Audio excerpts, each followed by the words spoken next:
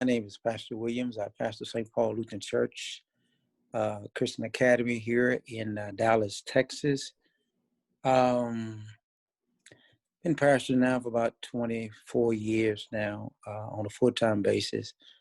My experience with racism started at a very early age. I mean, I went to school, my first time ever being in school with I guess, uh, my white brothers and sisters was in the 6th grade. So, and from then on, I've always kind of been in that setting. I've been in settings where you are perhaps maybe one or two in the class, and every blacks and the rest are white, and you learn how to, I guess, try to fit in more than anything. Yeah, sometimes you are forced to not really speak what you're truly thinking all the time, but then there are times you can speak freely, just in all cases. But one incident, my good friend was a white guy in high school. His name was Money Cuban.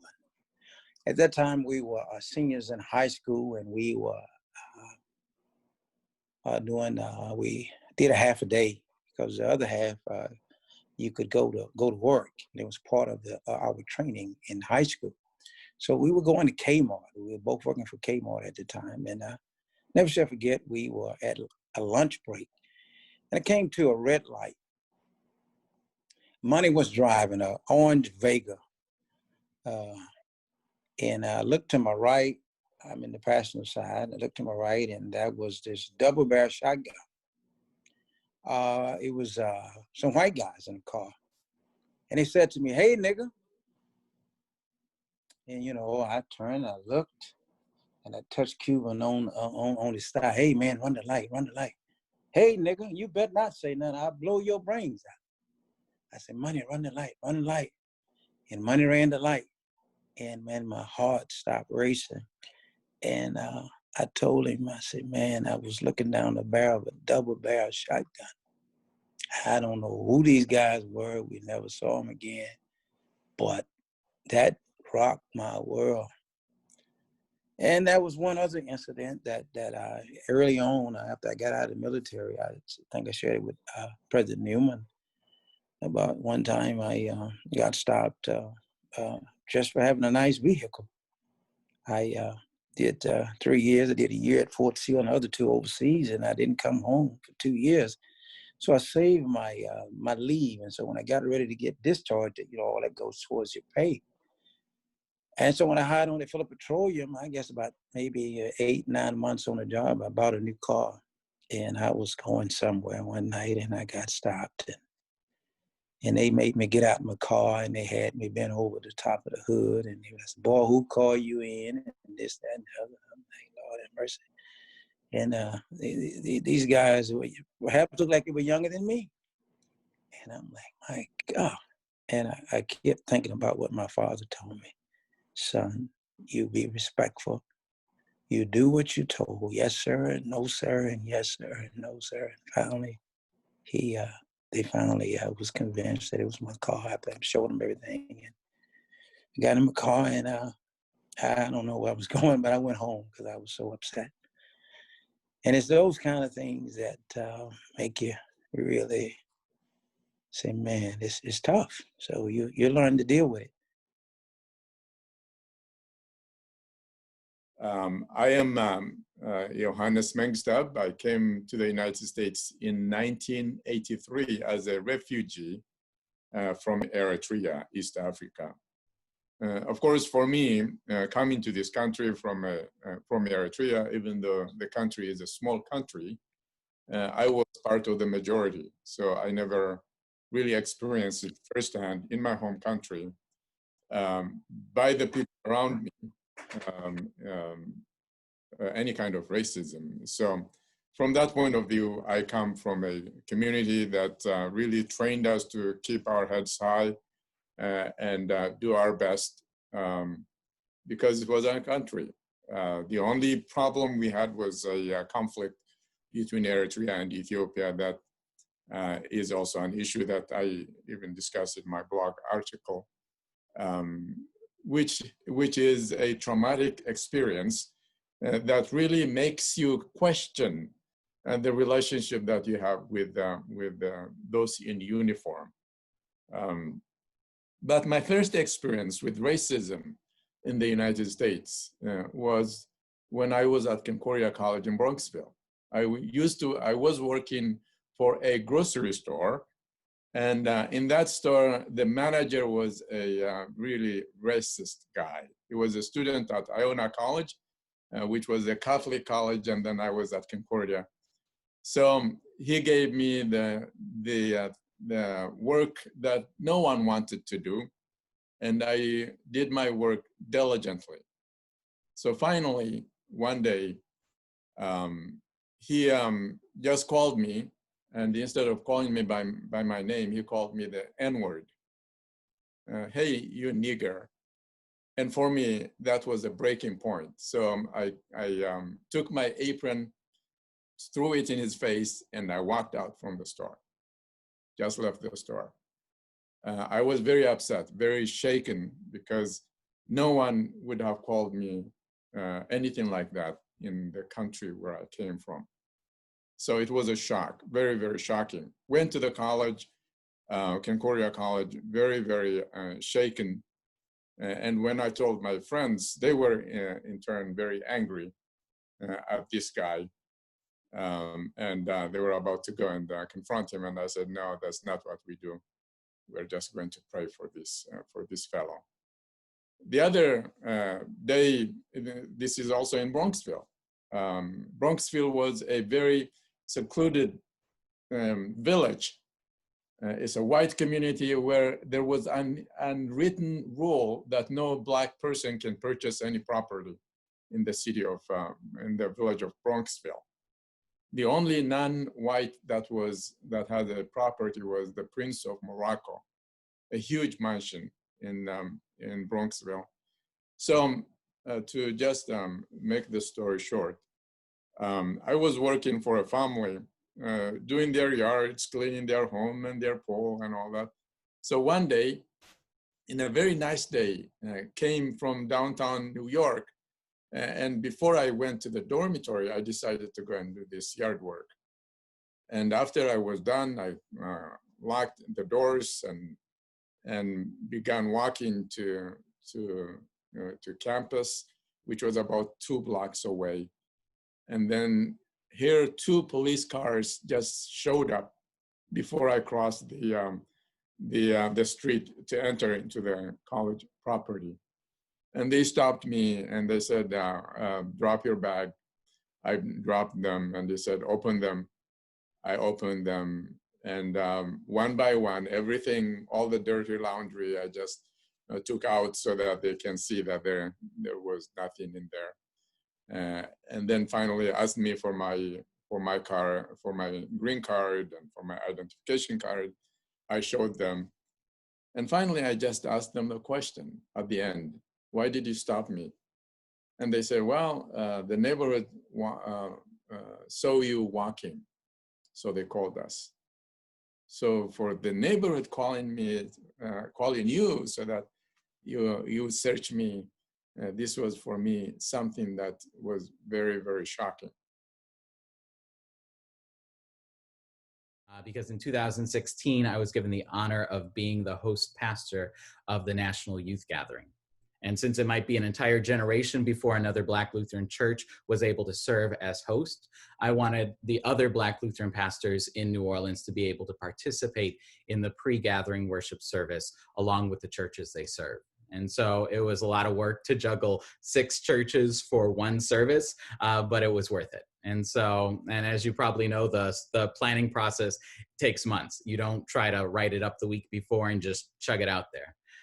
And so it involved the synodical approval for the liturgy. Bart Day, who at the time was the executive director of the Office of National Missions, was providing helpful feedback. And if you know him, he's no theological slouch. He's a smart guy and very well-read. Personally, I wish that he would write more.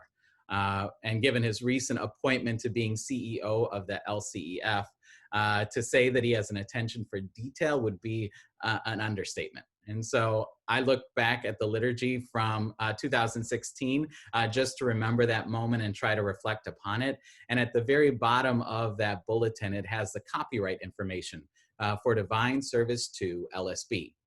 So it wasn't the most contemporary service, but it had Black voices and it had Black faces. And that was what was most important to me. Bart Day led the large gathering in the Superdome, and we were able to lead the pre-gathering worship service in the convention center.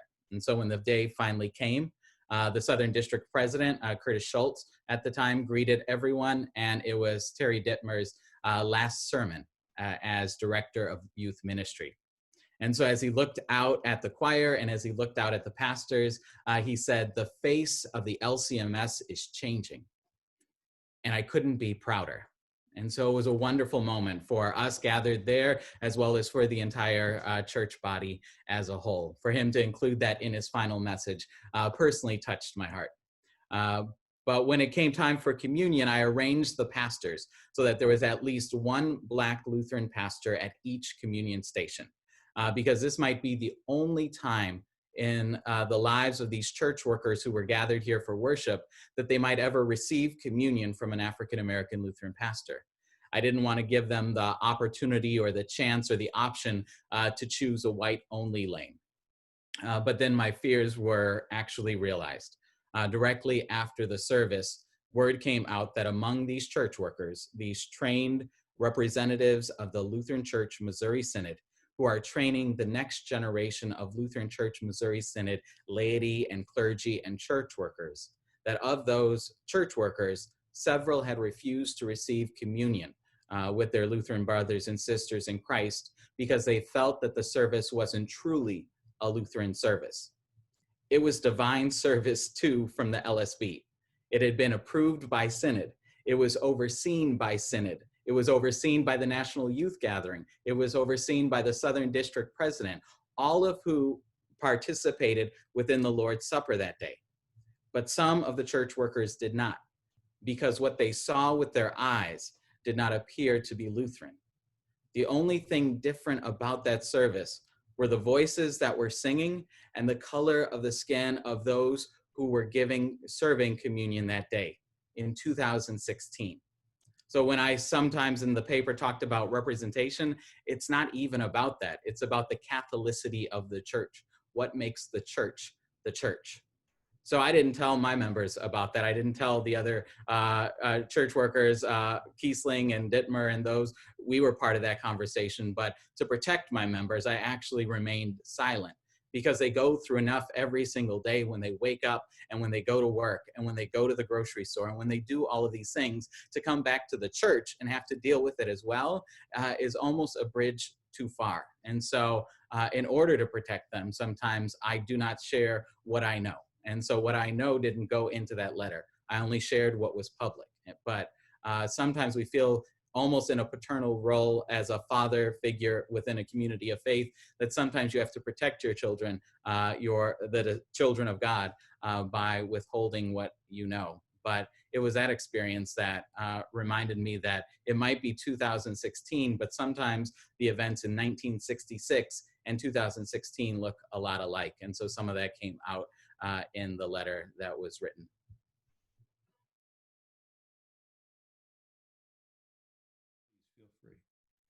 I remember the parable, the story of the widow's mite, how she didn't have much to go on, but she gave all that she had out of her love for God and neighbor. And Jesus's response was commending that woman's faith, commending that woman who, though she had nothing, gave it all. Compared to the Pharisees who gave a part and felt like they were doing more than everyone because they had more to give. It looked like they were doing more than others. And so sometimes we invest in what we care about. We invest in what is valuable to ourselves. From the time of Augustine, sin was defined as turning in on ourselves. It doesn't always look like sin, but just the direction of what we value and what we prioritize can have a large impact in that sense. And so to have the Office of Black Ministry, the salaries, the staff, the travel, the conferences, the programs, everything be less than what we pay for salaries at individuals, base salaries at Synod, shows like a prioritization, if you will. In African missions, we dedicate $6 to $7 million for programs overseas. Like Jesus said, you travel land and sea to win a single convert, but at home, you haven't necessarily gotten the heart right. And so one possibility, even within Synod, is to take 10% of what is invested overseas, just in Africa, and not take it out of that pool, but just to take it out of one's own pool and say, for this triennium, where we talk about making disciples for life, we also focus on Jesus's command to make disciples of all nations, all ethne, all people groups, all ethnicities.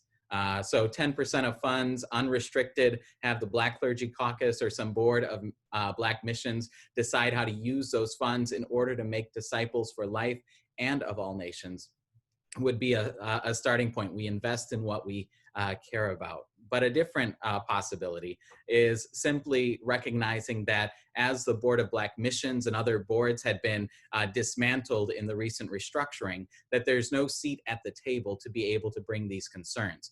There is no voice that actually is at the same table with those in leadership. And at all of the Concordia University systems, I may be mistaken, but at least at most of them, they have a diversity and inclusion officer to make sure that the programs, that the staff, that everything, make sure that we include people that we might otherwise not include, to make sure that at least their voice is heard. And so since the Board of Black Missions has been dismantled, there are no seats at the table. And it's not just for Black ministry, it's also Hispanic ministry and others as well. And so if there were at least one person, if not a whole board, a person of color for a diversity of inclusion officer, or a diversity and inclusion minister to advocate for the inclusion at Synod, not just for African American ministry, but also African immigrant ministry, or Hispanic ministry, or deaf ministry, or ministry to the blind. My own mother is an occupational therapist, so I have a heart for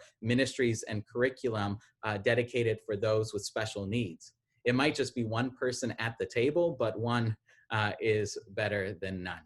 But as far as individuals, sometimes we say that's Synod, but I'm an individual, or I'm just the church. But we are the church. But what can we as individuals do? And it might seem overly simplistic, but my best advice is having law and gospel. We're good with the law as that which accuses. So whenever we have something that we want to tell someone else that's wrong, I think Lutherans are experts at that. We know how to use the law to accuse our neighbor and let them know that what they are doing is wrong. But over the years, or over the decades, we've become really bad at using the law as a mirror. To be able to look in the mirror and look at ourselves as an individual, as a church, as a synod, to actually allow the law to turn in on ourselves.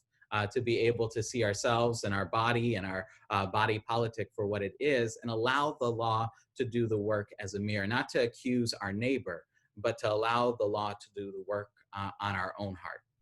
And so having some sort of training of how to let the law be a mirror without becoming defensive, without becoming reactionary, without jumping in and saying, but I do this, or but I've given this, or I've gone this far. Because in the New Testament, we see Jesus often responding to people by saying, you have heard it said, or you say that you do not commit adultery, but if you lust after a woman with your eye, you have already committed adultery within your heart. Jesus tried to allow the law to serve as a mirror for those who believe that they were already doing more than enough. But the law can always push us further. So if we think we're good, then great. Then that means we can do more according to the work of the law.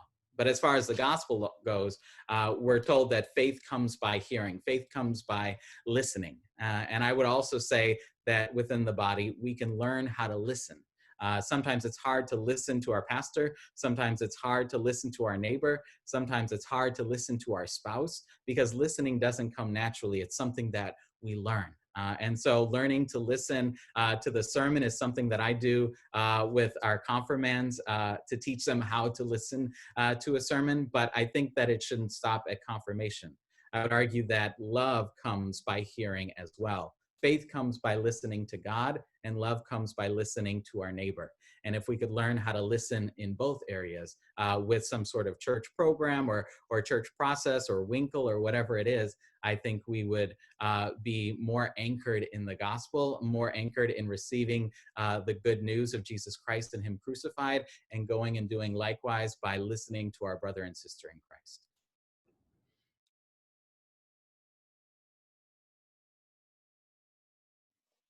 All rises and falls on leadership. If leadership is not setting the example, how are the members to follow? I think it starts at the leadership. From personal experience, I mean, this systemic racism in our church body is mind-boggling. And how systemic racism is manifested is when two equals get paid differently, that is systemic racism. There was a vision when I was in St. Louis for raising missionaries for our urban communities. And I had some people who were called, like in Atlanta, in New York, in Boston. And the fight we had to do to make sure that their compensation is as equal as to their white counterpart was for me unconscionable. And I do remember the HR person, when I challenged her, saying, Yohannes, you are a man with multiple talents. No, I was not a man with multiple talents. I was just using common sense. So I think our church body has to have some repentance to make so that we will at all places try to minimize, if not eliminate, this systemic racism. The other thing is, I want a church, our church, to be our church for our children too. I want to see my children to see themselves serving within the church. But when they see, and they're very smart, that the church has no place for them, they're going somewhere else. And one of the things that I will say is, I have challenged the seminary many, many times. And one of the things I said is, why don't you have an African-American professor in the seminary? You know what their excuses have been? We could not find qualified men in the African-American community. I can give you names in the seminary who was teaching us with a Master of Divinity. And our Black folks have Master of Divinity. But even if they don't have that, countries that I came from, when they needed a professor, they identified the best and the brightest, and they made sure that they get higher education so that they can develop their educational programs. And our system doesn't do that. It doesn't recruit our best and brightest, give them the seminary, the theological education, higher education that they need, so that our children can see professors at the seminary. Otherwise, we are just preaching this foreign gospel, and it becomes very difficult. If we don't have leaders, we will not have an impact in those ethnic groups. And this rises and falls in St. Louis at that leadership table. And when we have a role and a voice around the table, and if they have the desire to listen to what we have to say, then our church would have arrived.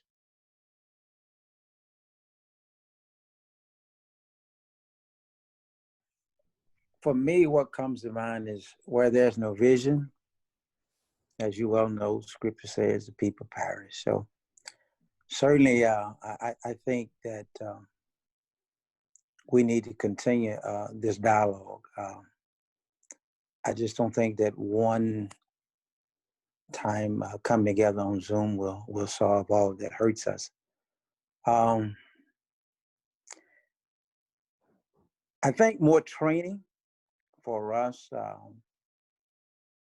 who are, I guess, in the trenches, not necessarily for us, but to be able to pull our kids into the fold. We're going to have to, and I may be kind of overstepping what I'm thinking, because our black kids, they do a lot. And a lot of their lives are built around academics, but also a lot of their lives are built around, athletics and those kind of things too. And I was just wondering that if there's some kind of way we could have a place for them to go where we as pastors could have a voice to maybe speak to them before they begin to compete or something to that nature. So maybe I'm a little out of line. I don't know in my thinking, but I've heard it say people don't care how much you know till they find out how much you care. And certainly this district that I'm in have been very generous to the St. Paul family. So I have no issues there, but I do talk to a lot of my colleagues, and they are in a situation where, pastors are, it's kind of hard to do work. And I heard Yohannes say he worked without a salary, but a lot of the brothers are really hurting in a lot of these areas, and I know they're hurting, and I'm sure Juan can attest to some of that too. So, it's just not a one-time thing for Pastor William. I think we need to have a bigger conversation: is how do we grow these churches, and how do we get pastors feeling good about coming into the ministry? I know when I was at the SIM, the talk was, and I think I still have that newspaper. I saved that article. The highest enrollment in blacks in the church at that time, in the history of the seminary at that time. And I was part of that. It was 6 of us. I think it was only 4 of us that actually graduated. And so, and see, when you're raising a family and those kind of things, your kid, they see the struggles that you go through being in this church body. I never shall forget, and I may be a little out of line. I was told, I don't know it to be factual, years ago when you go to these conventions and black men get up to read, he couldn't read at the front. He had to read at the back. And my eyes fell on a book some time ago called Roses and Thorns, and that by Dr. Richard Dixon. It said that for a black man, it took,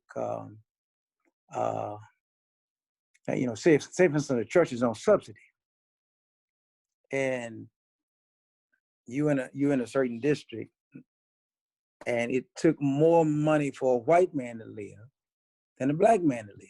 And I thought to myself, that's foolishness.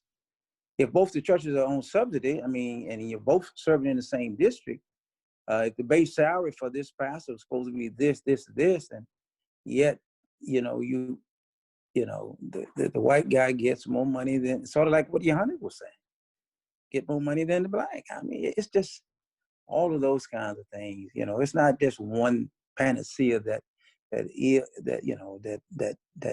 cures it all, but we've got a lot of work to do.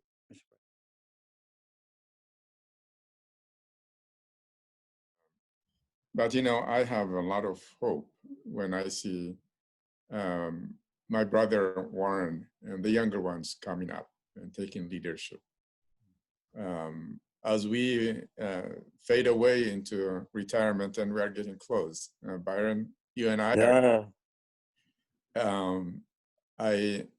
I think this is like the Elijah and Elisha kind of moment when you are taking this leadership. So I'm so proud of you. And I think for our church, if they can just realize these are the talents that we have in the African American community. And these talents are just the treasure for the church, not just for the Black community, but the church and the country. Mm-hmm. We can groom them and really help them grow so that they will have their rightful place in the mission of the church, both nationally and internationally. I think we as a congregation, as a denomination, will grow and will shine so brightly.